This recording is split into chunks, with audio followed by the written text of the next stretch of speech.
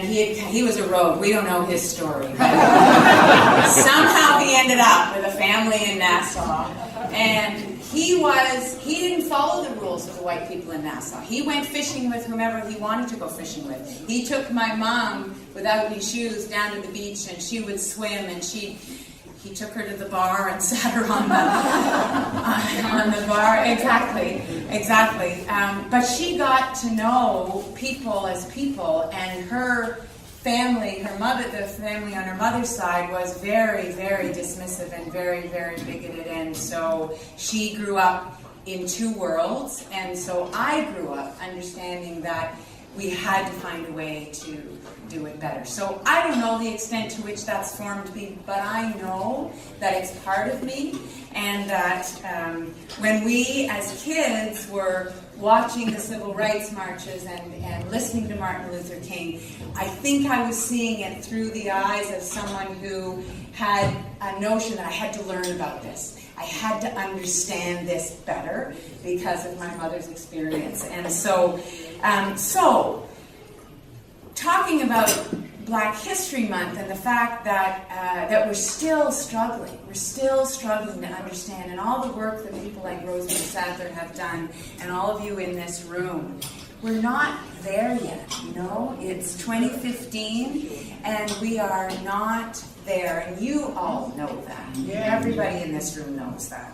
And so it's important in February that we honor the leaders who stood up to fight against an inherently racist and unjust society. It's really important that we do that. But it's also really important that we not kid ourselves. And I don't think there's anybody in this room who does this, but I think that there sometimes are people who will think that somehow that's in the past. That, we're talking about past actions and past bigotry and past racism, and we're not. We're talking about the realities that kids are living with today, the realities that we as a society have to continue to tackle. So I want you to know that I understand that.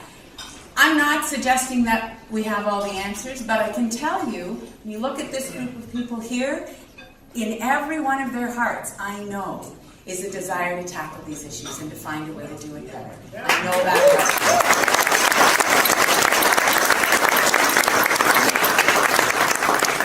So, the other thing that we have to guard against, I think, is that we look south of the border, and we look at Ferguson, we look at New York, and we think, it's always been like that in the States, and bad things happen in the States. So I think not only do we not have to look to the past and say this is all stuff that happened in the past, we have to look here in Ontario and understand that Black youth are way, way, way overrepresented in our prisons.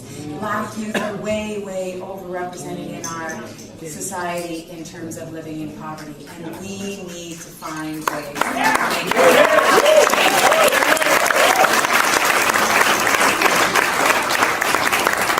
So, Martin Luther King said, "The arc of the moral universe is long, but it bends toward justice." I believe that in my heart. I believe that to be true, but it doesn't bend of its own accord.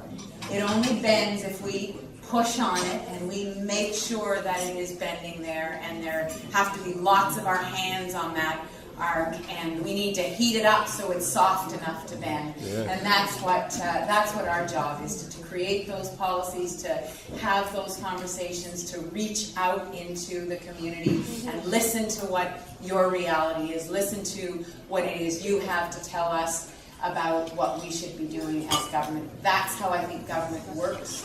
So I'm really thrilled that you're here. I'm thrilled that you care, and I'm thrilled that you're wherever you are doing the work that you're doing, and that you're willing to engage with us. Thank you very, very much.